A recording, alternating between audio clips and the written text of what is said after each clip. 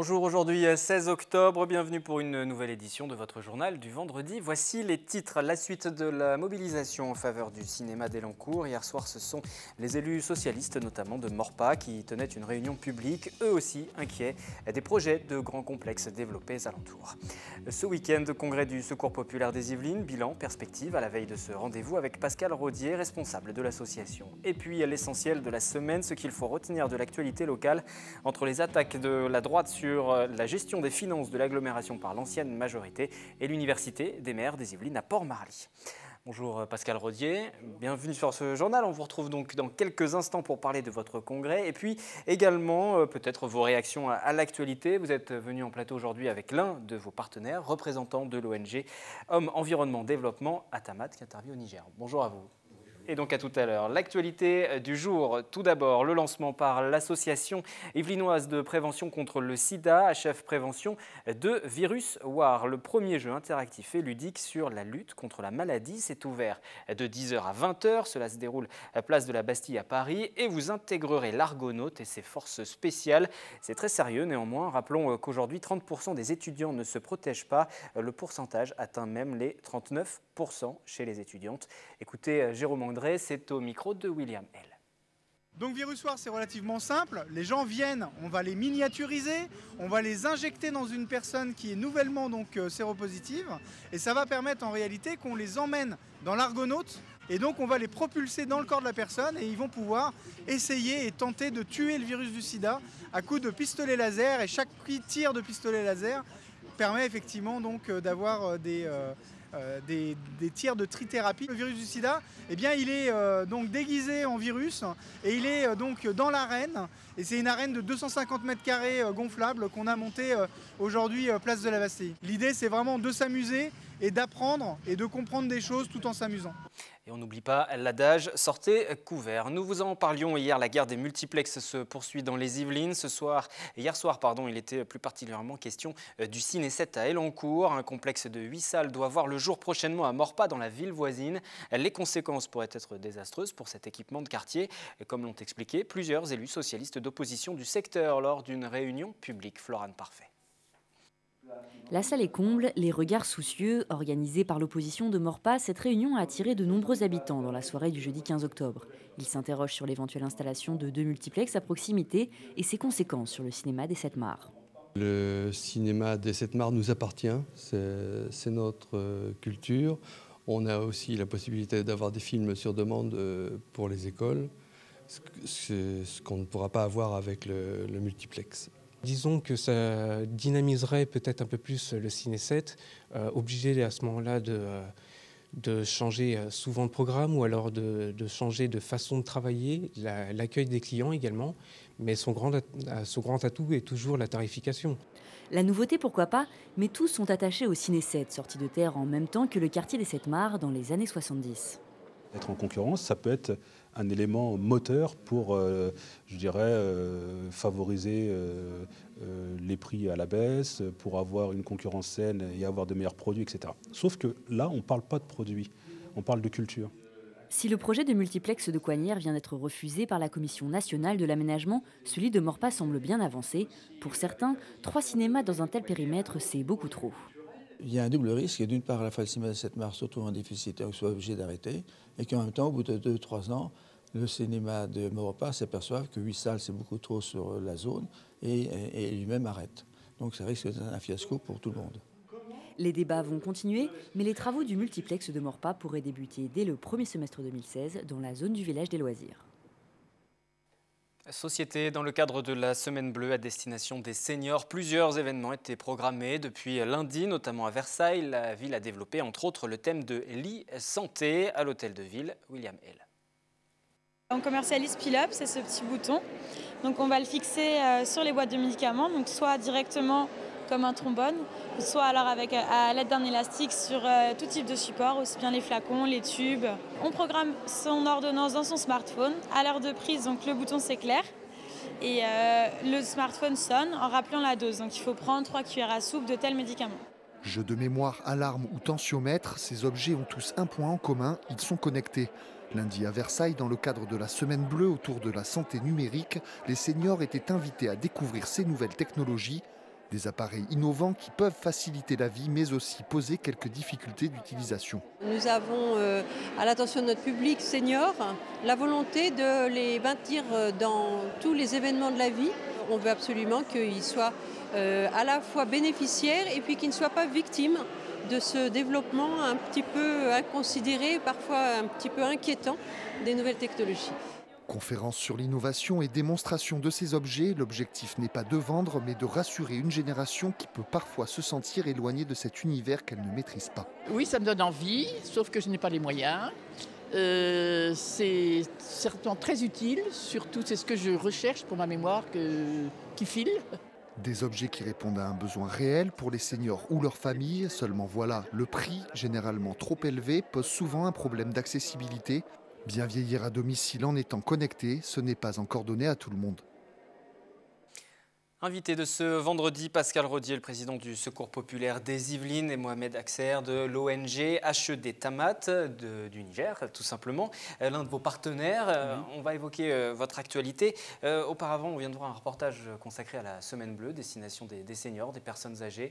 Quel regard vous avez là-dessus, sachant que le Secours populaire intervient aussi auprès des personnes âgées? En fait, depuis quelques années, le constat que l'on fait, nous, c'est qu'il y a de plus en plus de seniors qui repoussent la porte du Secours populaire pour subvenir aux besoins vitaux. Ils n'en sont pas encore au smartphone, à la tablette et aux équipements connectés. Et ça fait déjà maintenant 3-4 ans qu'on développe de plus en plus des journées de sortie pour briser l'isolement, essayer de renouer le contact avec un public qui n'ose pas trop non plus, qui garde sa dignité, puis qui n'ose pas trop dire quelles sont ses difficultés. Donc, et ça s'amplifie, il y a une demande de plus en plus forte malgré tout. Oui. Pour vous donner un ordre d'idée, l'année dernière, pour le 31 décembre, on avait fait un réveillon pour 50 personnes. C'était la 2e édition, et cette année, on passe à 80 parce qu'on essaye de répondre un petit peu à la demande. Et il y a des structures locales qui comptent à peu près 15% des foyers aidés qui sont des personnes de plus de 65 ans. Donc ça n'est pas marginal. Demain se tiendra votre congrès annuel organisé au château de Versailles. À quoi sert ce rendez-vous, justement, à faire le bilan? Vous n'y allez pas pour faire du tourisme, même si c'est au château. On va quand même visiter le château à la pause. Mais en fait, le Secours populaire fête ses 70 ans cette année.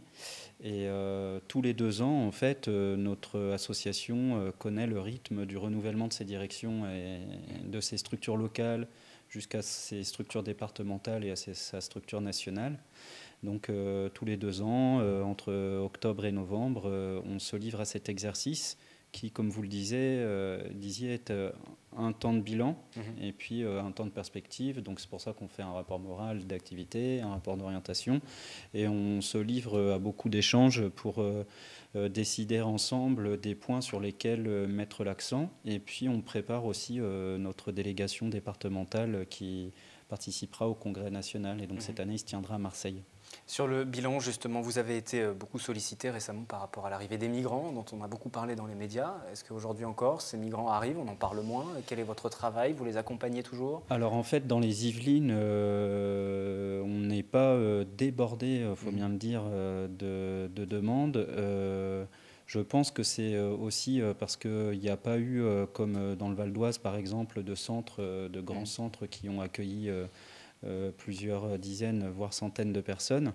Les populations ont quand même tendance à se concentrer sur Paris et la Petite Couronne. Et donc nous, au niveau des Yvelines, il y aura certainement un décalage. Et on sait qu'il y a des personnes qui vont commencer à arriver par le biais du 115 dans les hôtels. Et donc on va voir venir dans nos structures locales de manière un petit peu plus décalée.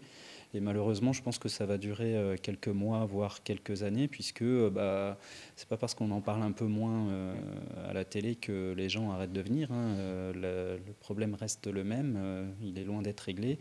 Et donc, on continue d'avoir de plus en plus de demandes dans les permanences d'accueil de la part de ce type de public. Et ce n'est qu'une de vos activités, parce que si vous intervenez en France, vous intervenez aussi à l'étranger, ce qui va nous amener à parler du Niger notamment. On va peut-être commencer par parler de votre ONG, justement, si vous pouviez nous présenter un petit peu le travail que vous menez. Oui, je m'appelle Mohamed Akser. Je suis le secrétaire général du conseil d'administration de l'ONG nigérienne Homme Environnement Développement.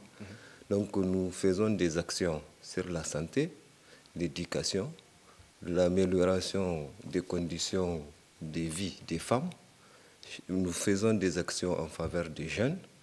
Nous faisons des actions pour la paix. Parce que vous savez que nous sommes dans une zone où il y a beaucoup de conflits au Sahel, avec les nouveaux conflits qu'on connaît, avec les nouveaux acteurs du conflit qui sont chez nous. Donc nous essayons de sensibiliser les gens pour la paix ces derniers temps. Avec les secours populaires français, nous avons 15 ans de partenariat et nous sommes venus participer au congrès du secours populaire pour faire les témoignages du partenariat qu'on a avec les secours populaires français. Quels sont les types d'actions que vous développez en partenariat justement? De quelle manière vous venez en aide à cette ONG? Alors ces dernières années, on a beaucoup axé notre soutien sur le fonçage de puits, des puits maraîchers, des puits pastoraux, des puits villageois. Donc très rapidement, les puits maraîchers, c'est pour développer le jardinage familial. Les puits pastoraux, c'est pour permettre d'étendre les zones de pâture et faire en sorte que le petit bétail essentiellement puisse être mieux alimenté et donc de ce fait produire plus de lait, produire plus d'effets positifs pour les populations. Et les puits villageois sont des puits un petit peu plus sophistiqués, souvent fermés avec des roues à aube, des roues à main, qui permettent d'avoir une eau de bien meilleure qualité, qui diminue les maladies, notamment infantiles, liées à une eau un petit peu plus souillée. Donc ça, c'est un axe, mais dans tout le cours de nos longues années de projets communs, on a contribué à la mise en place d'une troupe de théâtre itinérante pour faire de la prévention sur le VIH et les maladies sexuellement transmissibles. On a contribué à l'équipement de quelques écoles en fourniture scolaire. On a aussi apporté notre solidarité à des périodes de crise en finançant des programmes d'urgence permettant à la population de se mobiliser et en contrepartie de pouvoir bénéficier soit d'infrastructures pour leur village, pour les protéger des inondations notamment, ou à consolider des terres agricoles. Voilà, c'est ce type d'action que nous faisons. J'en ai probablement oublié. Il y en a d'autres d'ailleurs aussi à venir, parce que vous l'avez dit, si vous êtes venu, c'est pour assister au congrès, et puis c'est aussi l'occasion de lancer d'autres projets. Aujourd'hui, vous évoquez quelles possibilités, quels sont les besoins, tout simplement? Oui, mais donc on a fait un grand projet d'accès à l'eau, et M. Pascal Roudier l'a évoqué tantôt, et nous avons réalisé 104 puits, 104 puits, donc 88 puits maraîchers, et 9 puits pastoraux et 7 puits villageois.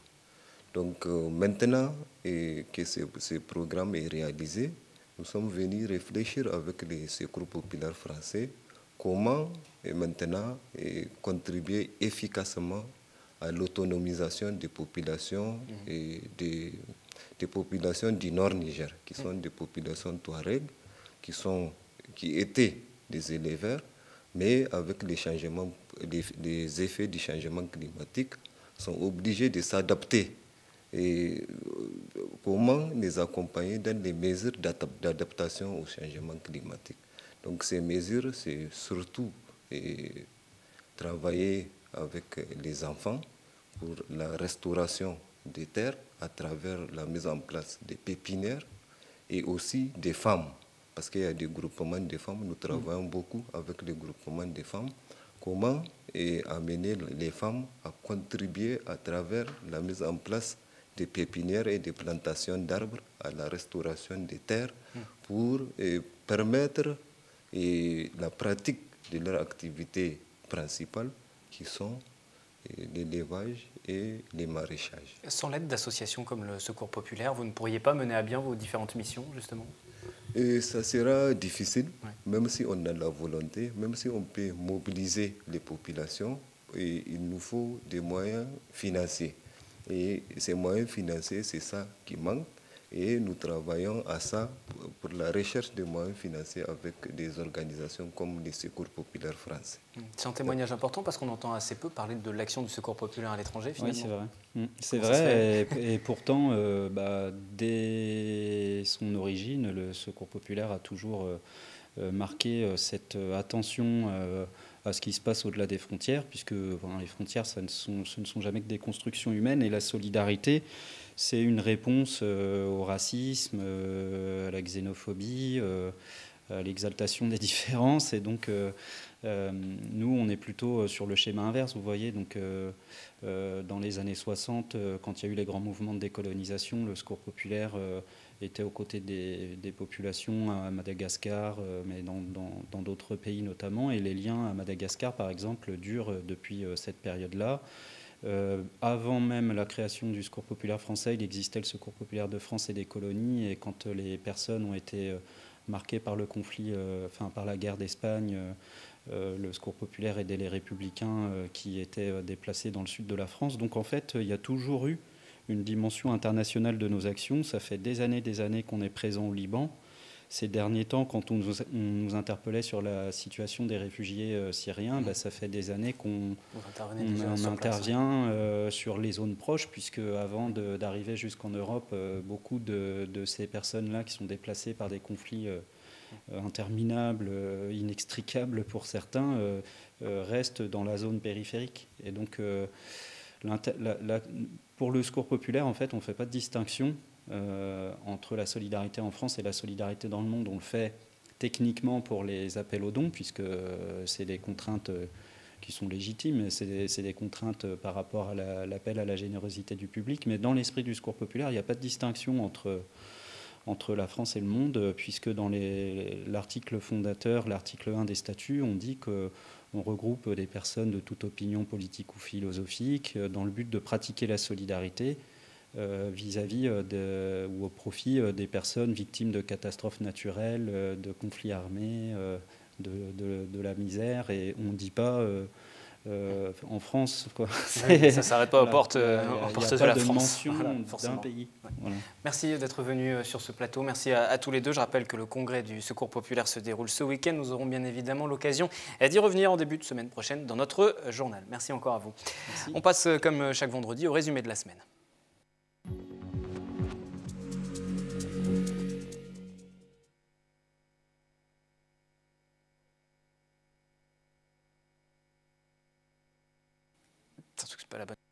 Une entreprise yvelinoise labellisée Made in France, le groupe Chris, situé dans les Yvelines, s'est vu remettre cette distinction aujourd'hui sur son site de Bazainville. Pour l'occasion, deux anciens ministres, Arnaud Montebourg et Yves Gégaud, étaient présents. Le patriotisme économique a un sens, il faut l'encourager. Je suis un militant du produire en France, du Made in France. Et je suis venu le dire ici chez Chris, féliciter, encourager l'entreprise, ses dirigeants, ses salariés, ses cadres. Le comité interministériel de la sécurité routière s'est réuni s'est réuni le vendredi dernier. Là. C'est la première fois du quinquennat. Certains estiment qu'il était temps qu'ils se réunissent, compte tenu des mauvais chiffres de la sécurité routière, en particulier mois de juillet, mois d'août. Et il en faut aussi du contrôle et de la répression. Le tout est que l'équilibre soit maintenu entre la partie prévention, qui est faite par des associations telles que la nôtre en particulier, et puis la partie répression et contrôle, qui est faite bien évidemment par les forces de l'ordre et par la justice. Et l'hôpital privé de Trappes semé aux roses, l'association ADMI, a été cet après-midi dans un établissement pour sensibiliser au dépistage du cancer du sein. Toute la semaine, dans le cadre du mois d'octobre rose, des événements sont prévus. Chaque année, en France, ce sont 49 000 femmes qui apprennent qu'elles sont touchées par cette maladie.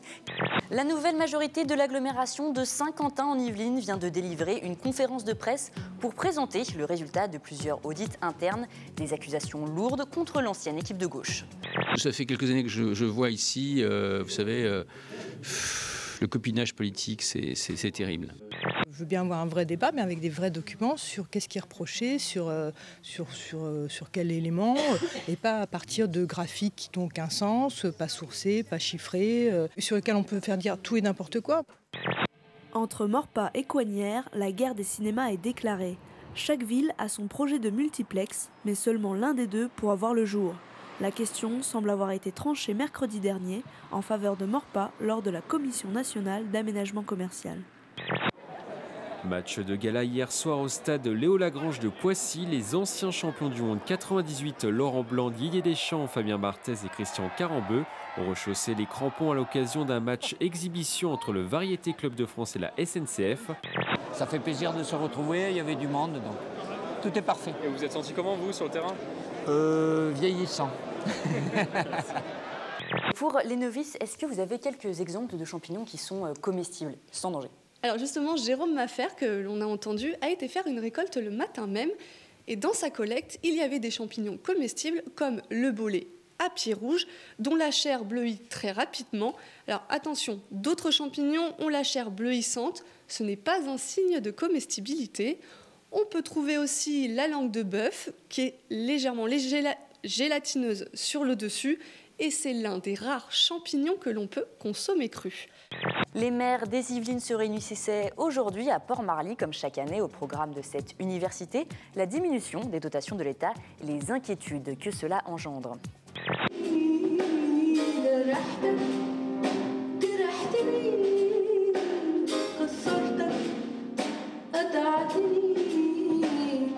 Connue pour ses reprises comme Mon ami la rose, qui lui ont valu une victoire de la musique en 1999, Natacha Atlas retrouve cette fois-ci son public en anglais avec de nouvelles créations, expression d'une intimité profonde, un retour sur scène avec émotion. Voilà pour ce zapping de l'info. Samedi 17 octobre restera-t-il dans l'histoire du rugby, la France face à la Nouvelle-Zélande en Coupe du Monde. Si pour les hommes de Philippe Saint-André, la tâche sera ardue, ce sont les sections féminines qui se portent en tout cas plutôt bien. L'engouement est réel, les performances également. Le reportage de Mickaël Elmidoro. En place. Mêlés, redoublement de passes, plaquage, ce mercredi, ces joueuses de rugby en herbe n'ont pas ménagé leurs efforts au stade de Porchefontaine de Versailles. Pour la troisième année consécutive, un tournoi était organisé par le rugby club de la ville et les associations sportives de collège des Yvelines. Objectif, développer cette discipline chez les filles. Principalement, ce sont en fait les professeurs qui demandent plus de dates de compétition pour les filles, car on sait que la pratique, ça aide les filles à mieux jouer. Ce sont les professeurs qui nous sollicitent en fait pour faire des tournois. Et nous, à Versailles, on est ouvert sur le développement du rugby féminin. Les collèges de Bois-d'Arcy, de Carrière-sous-Poissy, du Chesnay, de Noisy-le-Roi et de Magnanville ont participé à ce tournoi. Au total, une soixantaine de joueuses âgées de 11 à 15 ans se sont inscrites pour la compétition, 20 de plus que l'année dernière. Je pense que la Coupe du Monde a aidé un peu plus cette année justement à rassembler plus de filles au niveau des associations sportives. Après, généralement, le rugby, on y vient pour l'esprit camaraderie, donc entre copines, et puis pour le jeu. C'est un jeu qui est assez dynamique, qui plaît aux jeunes filles. Allez, Sarah! Oui, bien, Sarah. Avant, mes frères et sœurs, ils en faisaient. Après, j'ai pris leur exemple et j'ai vu que c'était bien. C'est bien de jouer avec des filles, ça change de jouer avec des garçons. C'est mieux que les filles fassent quand même du rugby parce que c'est pas spécialement un sport de brut après, comparé à ce qu'on peut dire. Dans la catégorie des minimes, les Barbarians, une équipe composée de joueuses de Montigny-Bretonneux, de Versailles et de Conflans, a remporté la victoire. Rendez-vous l'année prochaine pour une 4e édition.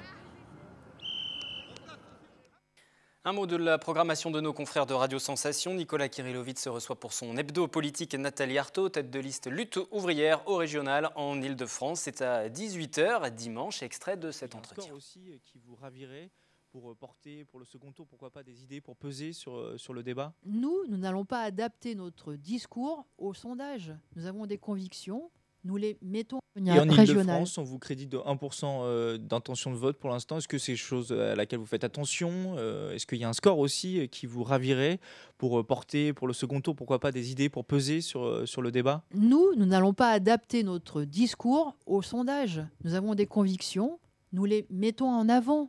Tout simplement. Et nous ne sommes pas des girouettes. Je sais bien que beaucoup décident de leur programme comme ça, en écoutant les sondages. Et puis alors, du coup, ils partent dans une direction.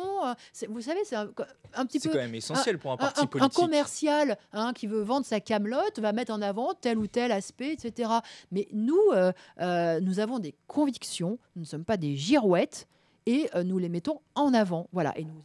La suite à écouter sur Radio Sensation dimanche. Quant à nous, le journal revient lundi avec Florane Parfait. La semaine prochaine, il sera question notamment de l'agitation qui règne autour des PMI. Le conseil départemental entend mutualiser les moyens des différentes antennes pour optimiser l'efficacité. Certaines vont donc fermer. Les élus de gauche concernés s'inquiètent. Vous voyez quelques images des précédentes mobilisations. Et nous recevrons en plateau la conseillère départementale Les Républicains du canton de Montigny-Guyancourt, Laurence Trochu. Et puis en fin de semaine, nous recevons également les étudiants en droit de l'Université de Versailles-Saint-Quentin en Yvelines pour un tout autre sujet.